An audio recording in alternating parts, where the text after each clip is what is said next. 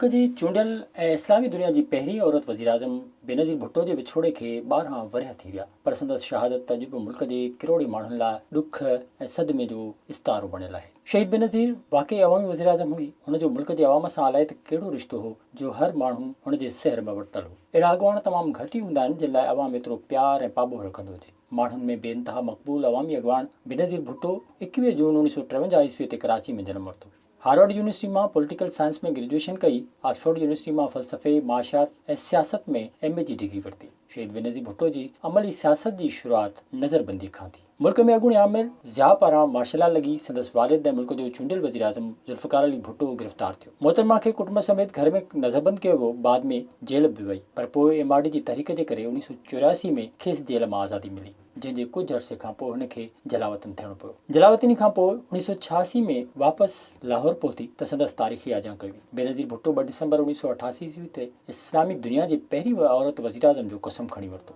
19 अक्टूबर 1993 ईस्वी में ॿीहर वज़ीर-आज़म थी ऐं वरी बि संदसि जमहूरी हुकूमत जा तख़्ता कढी खेसि जलावतनी ते मजबूर कयो। 18 अक्टूबर 2007 ईस्वी में हूअ ॿी जलावतनी काटे जे वापसि वतन पहुती। संदसि आजिया लाइ सॼो मुल्क उथली पियो। कराची जे हवाई अॾे खां शारा फैसल ताईं रुगो माण्हू ई माण्हू हुआ जेके संदसि हिकु झलक ॾिसण लाइ बेताब हुआ। हवाई अॾे ते लहण खां पोइ संदसि मिसाली आदरभाग कयो वियो। उन ॾींहुं पंहिंजी धरतीअ ते पेर रखंदे हेॾी आजियां ॾिसंदे ख़ुशीअ विचां ॻोढ़ा ॻाड़े वेठी हुई। बेनज़ीर भुट्टो जी आजियां वारो काफ़िलो जॾहिं हवाई अॾे खां मंज़िल ॾांहुं रवानो थियो त कारसाज़ वटि दहशतगर्दनि हमलो करे ॾिनो, जंहिंमें 180 खां वधीक जियाला शहीद ऐं केतिरा ई ज़ख़्मी थी पिया, पर शहीद बेनज़ीर मौजूदाणे तौरु महफ़ूज़ रही। उन वाक़े खां पोइ बि बहादुर पुट जी हीअ बहादुर न्याणी डिॼी न घर न वेठी। केतिरनि ई धमकियुनि जे बावजूदि हूअ खुलेआम कारकुननि जी आयादत लाइ अस्पताल पहुती। धमकियुनि मथां धमकियुनि मिलण बावजूदि बेनज़ीर भुट्टो 27 दिसंबर ते रावलपिंडी में थियल जलसे में ख़िताब लाइ पहुची वई, पर खेसि पतो कोन हो त उहो ॾींहुं संदसि आख़िरी ॾींहुं हो। 27 दिसंबर 2007 ईस्वी ते रावलपिंडी जे लियाकत बाग जलसे खे ख़िताब करण खां पोइ